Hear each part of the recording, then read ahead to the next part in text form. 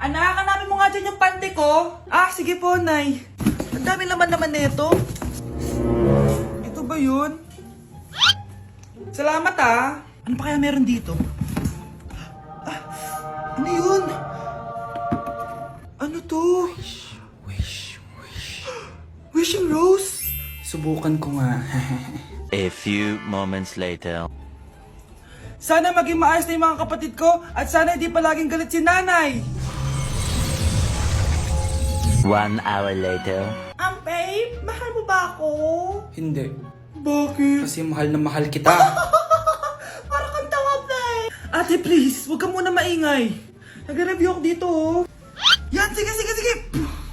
Huwag na kayo maglaro, mga naman kayo. Kakawalang ganang pota.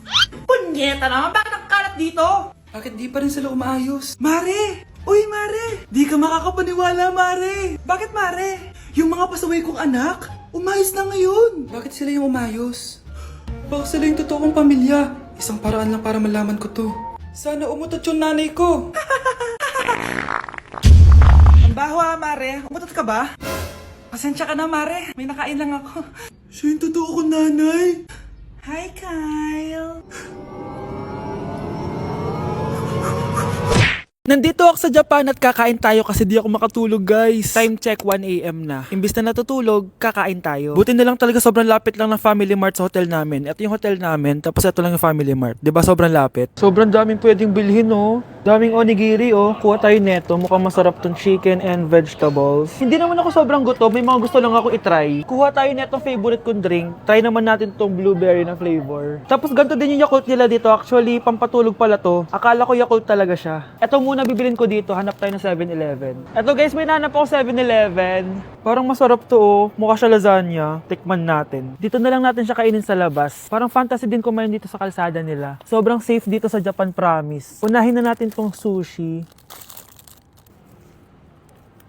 Alam nyo ba, kahit maglakad kayo mag-isa dito, sobrang safe, promise. Walang mga haras sa inyo. Walang kriminal, ganyan. Kaya ang sarap maglakad sa labas kasi alam mong safe ka, di ba? Tapos, sobrang babait pa ng mga Japanese. Swear. Pero sabi naman ng ibang Japanese, parang mas lang nila yon, pero ang totoo, ginajudge ka nila. Pero at least, di ba, mabait sila. Di kagaya na pumunta ako ng Hong Kong, sobrang susungit ng mga tao, sisigawan ka pa. Kapag may hinahanap ka, talagang tutulungan ka nila. Tapos palagi silang nakasmile. Kaya promise, Japan talaga yung favorite country ko. Last bite. Okay, next natin itong parang lasagna. Guys, sobrang bango. Sobrang sarap ng itsura niya. Tikman na natin. Ang sarap! Ito din yung gusto ko sa Japan. Sobrang sarap ng mga pagkain nila. Like, promise. Wala pa kami natitikman dito sa Japan na hindi masarap. Kaya every time na pupunta talaga kami dito, promise na yon, natataba kami. Pero okay lang, Japan to eh. Alam nyo, minsan, naisip ko na dito na lang kaya kami tumira. Pero ang naririnig ko sa ibang foreigners na nakatira dito, masaya lang daw dito as a tourist. Pero kung dito ka natitira at mag-work, nakaka-depress daw, ganyan, nakakalungkot. Kasi sabi nila toxic daw yung work environment dito. Pero ako, kung titira ako dito, gusto ko forever tourist ako. Inumin natin tong Yakult na nakakaantok.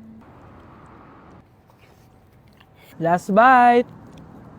Pabalik na ako ng hotel, guys, and inumin na natin to favorite nating drink.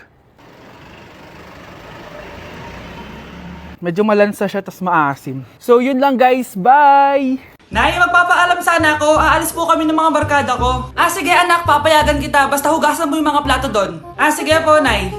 Ay, salamat. Tapos na. Ma, aalis na po ako, ah. Anong aalis? Ma, sabi niyo po pag hinugasan ko po yung mga plato, papayagan niyo na po ako.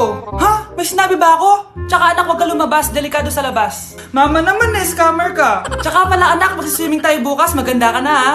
The next morning. Nay, tara na po, mag-swimming na po tayo. Oh, saan ka pupunta? Nay, sabi niyo po mag-swimming tayo. Wala naman ako sinabi mag-swimming tayo, anak. Tsaka tignan mo yung sa labas, umuulan, mag-swimming ka. Si nanay talaga scammer. Di bale, anak, magbumol na lang tayo mamaya. Basta matulog ka, ha? Nay, totoo na po yan, ha? Few moments later. Ma, mag-mall na po tayo. Anong mag-mall? Gabing-gabi na. Sarado na yung mga mall. Matulog ka na ulit.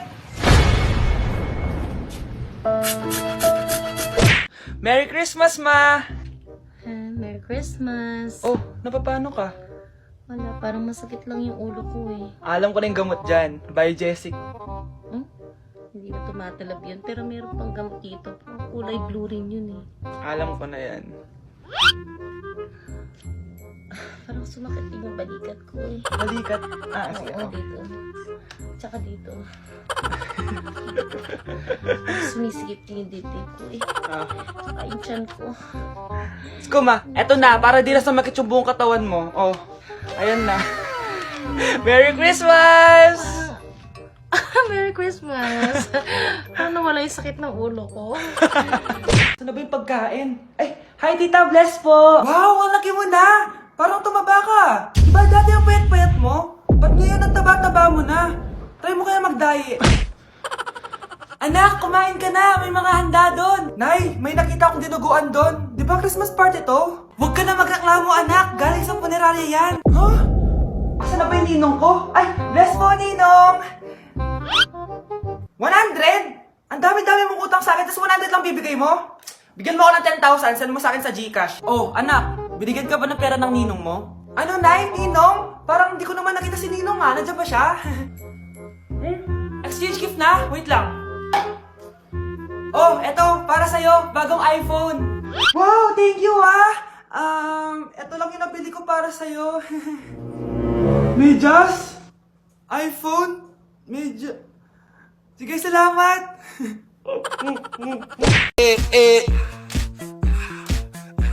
Like sugar on my tongue, your body so sweet. Ayan!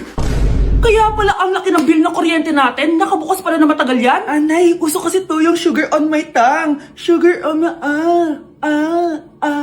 ganun. May alam din akong uso na pwede mong gawin. Talaga, Nay? Ano yun? Gagawin ko. Walang baon for a day. Ipambabayad ko sa kuryente yung baon mo. Nay naman eh. Ito na, isasara ko na to. Huwag mong babawasan baon ko ah. Akin na nga tong cake na to. Sige na, pumasok ka na sa kwarto mo.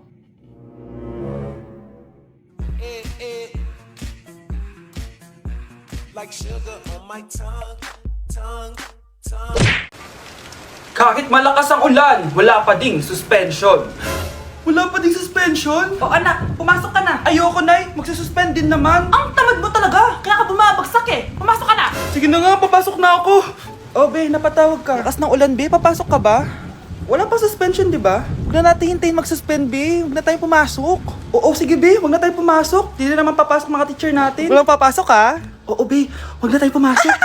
Hello, pre. Nasaan na kayo? Papunta na ako ng classroom. Nasa bahay kami, pre. Anong ginagawa mo dyan? Ha? Bakit nasa bahay kayo? Di ka ba updated? Suspended na daw yung klase. Basa-basa ka kasi. Bakit kayo lang nag-suspend? Nakapag-swimming na ako dito, oh. Good morning, class. Nasaan yung mga estudyante ko? Alis na nga ako. Present po, ma'am. Ano po lesson natin today, ma'am? Patahimikin mo na ako! Diba binagsak mo ako dati, ma'am? Ako naman ang magpapabagsak sa'yo ngayon. Lumayo ka! Hala, na paano siya? Be, anong iniiyak-iyak mo dyan? Nagre-relapse ako, be. Nakita ko kasi mga favorite song namin sa Spotify rap results ko. OA mo, be. Okay, class. Kanina notebook to? Hala, diary ko ba yun? Sige, tatapon ko na to. Total, wala naman may-ari sa inyo, ha? Ma'am, wait! Diary ko po yan. Oh, Scarlett. Pwede mo bang basahin sa buong klase kung anong laman ng diary mo? Babasahin? Ma'am, nakakahiya. Go, Bes! O, ganito, Scarlett. Pag binasa mo yan, may plus points ka sa akin. Sige na nga, para sa plus points. Dear Diary, niligawan ako ng crush ko. Para ako nasa movie at kami yung bida. Siri, play Snow on the Beach. Yee! Ang harap kaya pala may Taylor Swift ka sa Spotify rap mo ha. Ano ba? Ito na nga, next na. Dear Diary, nagselo siya sa boy best friend ko. Gusto niya na makipaghiwalay sa akin. Hindi ko kayang mawala siya. I will die for you. OMG! Hula ko. Nasa Spotify rap pa si The Weeknd, no? Eto na nga. Medyo masakit to. Dear Diary, balita ko, may bago na siyang girlfriend. At yung best friend ko pa yung bago niya. Paano nila nagawa sa akin to? Parehas silang traitor. Hala, okay lang yan, bes. Kaya, ayun. Nasa top song ko yung Kill Bill ni SZA. Magre-relapse na yan! Tumigil nga kayo! Class, tumigil na! Hello ma'am. Sorry I'm late. Nga pala, class. May bago pala kayong kaklase. Dear Diary, eto na ba yung binigay ng universe para sa akin? Hi classmates, my name is Jake. Ang pogi ng pangalan, tapos ang tangkad niya pa. Siya na talaga yung para sa akin. At sa mga nagtatanong, may jowa na po ako. And 3 years na po kami. Dear Diary, suko na ako. Ayoko na magjowa. Mamamatay na lang talaga akong single. Si Mr. Alarcon lang ang nakakuha ng 98 sa exam. Oh, ano kayo yan? Mga bobo. Tapos kayong lahat perfect kayo. Yan, ang yabang kasi. Buti nga sa kanya. Mr. Alarcon, bakit may bulak ka sa tenga? Eh kasi naman ma'am, palagi niyo sinasabi sa akin na papasok dito tapos lalabas doon. Kaya hinarangan ko na. 'Di ba? Aminin niyo ma'am, talino ko doon. Class, lagi niyong tatandaan na hindi pinaparusahan ng taong wala namang ginagawa. So ma'am, di niyo po ako paparusahan? Bakit, Mr. Alarcon? Eh kasi di ko po ginawa yung assignment eh. Psst, tali natin yung bag niya. Bilis! A few moments later. Unyes! Sino nagtal ng bag ko? Tubuan sana ng bike sa mukha yun. Ah, ako na po ma'am. Kuya, galingan mo ah. Nay! Impostor? Bakit nandito ka, ha? Walang iya ka? Bakit mo ako ginagaya, ha? Baka nakakalimutan mo. Nanay mo ang sumira ng mukha ko. Ha? Wow! Hoy, Sofia! Tandaan mo! Katulong ka dito, di ba? Huwag kang paupa-upo lang dyan. Ma'am, kakatapos ko lang po maglinis. Nagpapahinga lang po ako. Talaga sumasagot ka pa sa amo mo, ha? Nay! Ang dumi pa dito, oh! Hindi na ginagawa ng maayos yung trabaho niya. Walang iya ka? Madumi pa pala dito? At nakuha mo pang magpahinga dyan? Paano nangyari yun? Ma'am, nilinis ko na po yan. Maniwala po kayo. Oh, eto. Yung mukha ko! Ang sakit! Ayan, pati mukha mo, dudumi na. Umalis ka na dito! Tatanggalin na natin ha. Buti na lang talaga, mabilis kang gumaling. O ayan, kuhang-kuha yung mukha ng pinapagaya mo. Dok, kamukha ko nga siya. Pinag-ipunan ko talaga to. Nagtataka lang ako. Yung ibang tao, mga artista yung pinapagaya ang mukha. Eh yung sa'yo parang normal na tao lang yung pinagaya mo. Dok, may kailangan lang akong gawin. Kung ano man yan, mag-ingat ka ha. Ano? Ikaw si Sofia? Napakawalang ya mo din eh, no? Niloko mo pa kami! Mas walang ya kayo, mga hayop! Nay, baka gusto niyo ulit mabuhusan ng asido sa mukha? Asido? Gusto mo ng round 2? O eto, round 2! Ah!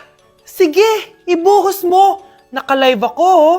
Ipakita nyo kung sino talaga kayo! Ano? Alisin mo yan. Ano? Takot na kayo, no? Tignan ko na lang kung hindi kayo masisira sa mga tao. Hindi kami pwedeng masira.